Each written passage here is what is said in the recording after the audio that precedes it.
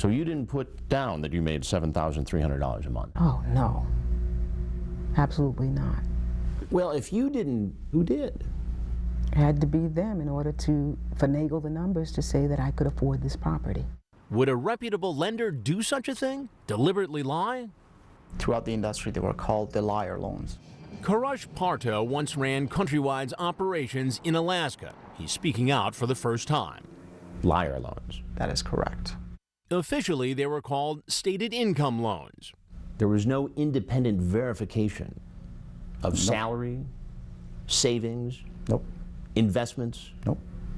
and this was official procedure. Absolutely. He says they even joked about it. If you have a pulse, we give you a loan. If you fog the mirror, give you a loan. He says if borrowers didn't lie, sometimes loan officers did it for them. Federal authorities caught Parto, and he spent a year and a half in prison for processing liar loans on behalf of a real estate speculator. When Countrywide found out, it fired him and others in the Alaska office. But Parto insists the practice of faking loan applications was rampant, and everyone in the business knew it. So you're saying top company officials knew borrowers were submitting false applications? It's impossible that they didn't know. Countrywide executives portrayed Parto as a rogue who violated company standards. But listen to Bob Feinberg, who worked at Countrywide for 12 years. Rogue? You buy that? No, I don't buy the rogue. I think it was infested. Feinberg says that when he started, Countrywide was ethical and by the book. But then, things just went haywire, pushing loans borrowers couldn't afford, with interest rates that could adjust and go way up. What's wrong with that marketing? Because you're going to put them into a loan that's guaranteed to fail. Let's be real clear about this mortgage crisis. This was not about getting people to own homes. Elizabeth Warren says mortgage companies were more interested in profits and selling as many loans as possible, especially risky loans to risky borrowers. Why? Because the riskier the loan, the more a borrower had to pay in interest. So sales reps were paid bigger commissions for bringing in those riskier loans. Mortgage brokers got paid a higher premium for selling every customer a worse product. They actually got a sheet of paper every morning that said, in effect, if you've got somebody who's got this credit score and this much down payment and wants to borrow this much, if you sell them something clean, we'll pay you $500. If you sell them something a little bit dirty, we'll pay you $1,000. If it's not really dirty, we'll pay you $4,000. That's how mortgages were being sold in America. From 2001 through 2007, more than 105 million mortgages were sold, totaling more than $17 trillion. With so much mortgage money available, sellers could practically name their price, so home values kept going up. That means the mortgages also got bigger, and risky or not, lenders were happy because the higher the dollar value on a house, the bigger fees they collected. Which brings us to another lie, the house appraisal. The appraiser would say, what value are you looking for? Well, we want this value. We want it to come in at 1.3. Oh, okay. And they'd go out, do their appraisal, and it would come in at 1.3. In that kind of environment, Karash Parto says Countrywide made one bad loan after another. There are some times we would say if it was my money, I would not lend it. Take the loan made to Paula Taylor.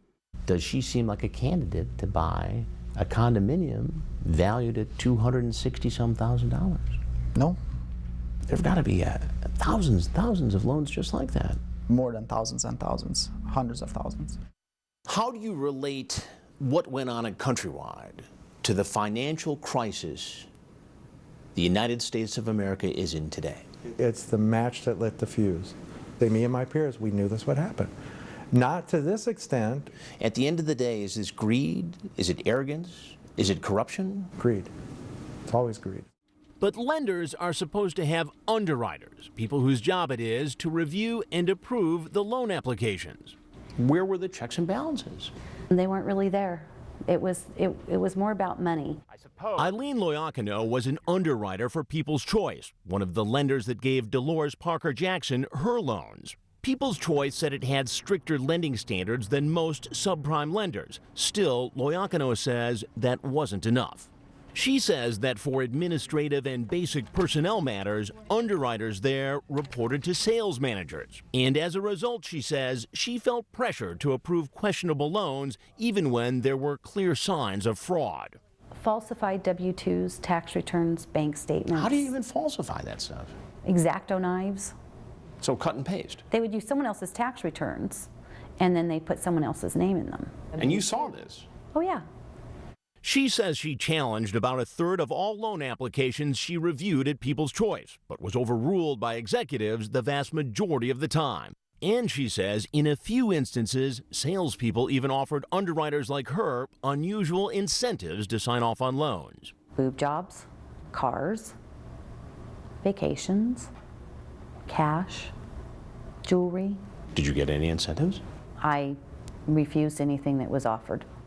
A spokesman for the company's former CEO says incentives to underwriters were strictly contrary to company standards. But Loiacono insists offers were made, and if incentives didn't work, there were other tactics. There were threats and intimidation. What kind of threats are we talking about? Your tires would be flat. Your tires would be flat? Yeah. It sounds like it was being operated like a loan shark agency. It was.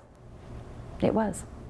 What could prompt such extreme behavior, and why, unlike bankers of old, weren't lenders worried that these loans might never get paid back? Because for the most part, they didn't have to worry. Some other financial wizards thought they had it all figured out.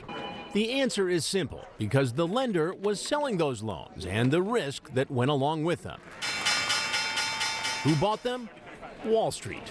Wall Street was the end of the line. That's where the rubber met the road. Well, the only thing he did say... Paul Molo is one of the top reporters covering the mortgage industry and has written a book about the entire mortgage mess. Why did Wall Street have such a big appetite for these mortgages? Well, it was all about making money. I mean, they made money in all sorts of ways. So it was a beautiful thing for Wall Street. Here's how it worked.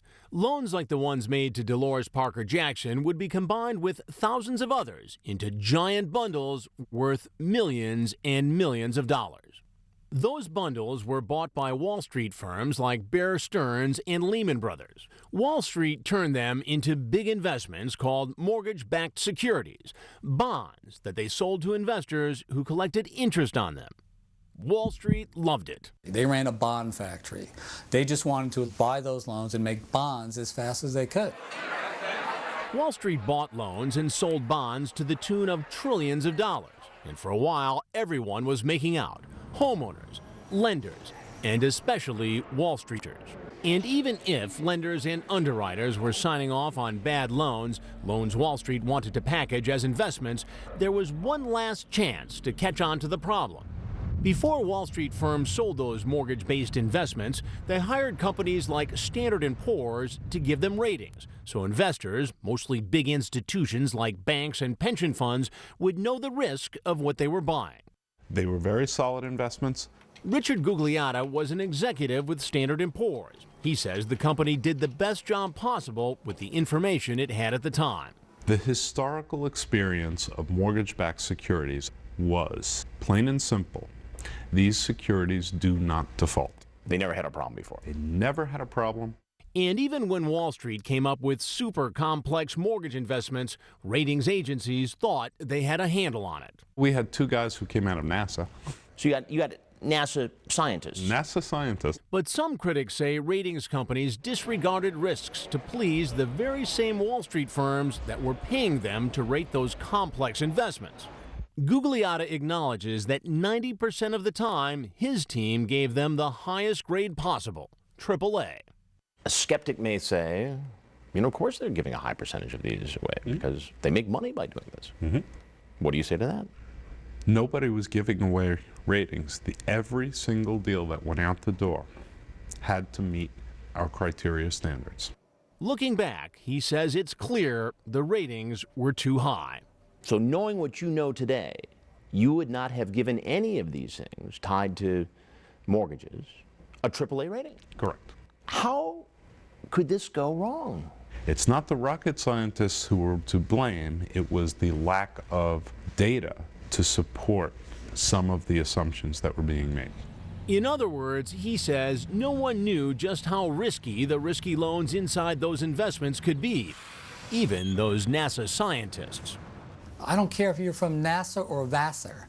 There was no history at all of a market where you were lending money to people with bad credit to buy a house and you were accepting down payments that were zero. There was no history. You'd have thought someone would have asked more questions, but just as the mortgage companies passed the risky loans to Wall Street passed the risk onto investors. So in the end, no one bothered to go back and take a closer look at the actual loans that Wall Street bought from mortgage companies where some underwriters were pressured to approve loans. Loans for borrowers who'd never be able to pay them off.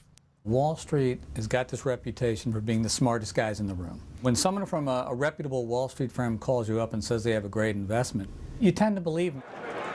And plenty did believe. Huge institutions, corporations, pension funds, government agencies here and abroad had invested trillions of dollars in a system they thought was sound. Some Wall Streeters had made out like bandits. For the rest, the end was near. Here we are. You're rich. But what are the rest of us going to do? Institutions. Harvard professor Elizabeth Warren is now chairing a congressional panel overseeing the massive federal bailout. She points the finger at the guys at the top of the chain. These guys are smart guys, though. How could so many of them get it wrong? Hey, they didn't get it wrong from their point of view. They made big money. Go back and look at the compensation. What's the toughest question you would pose to these people? So what do you plan to do now? But what about those guys at the top? Like James Kane, the former head of Bear Stearns, paid $155 million in his last 5 years on the job. And Lehman Brothers chief Richard Fuld, who with $354 million in pay, collected lavish homes all over the country. Most of the big fish have avoided the cameras. It seems that the system worked for you, but it didn't seem to work for the rest of the country. Though Fuld was called in by Congress. Given the opportunity to look back, I would have done things differently. But for many, the biggest fish of all was Angelo Mozillo, the charismatic founder of Countrywide, who pocketed nearly $400 million in recent years. 2 years ago, the very public Mozillo told CNBC this. I don't think I've ever made a loan, or Countrywide's ever made a loan, where we believed that the borrower was going to default. But that was before he resigned and Countrywide was taken over by Bank of America.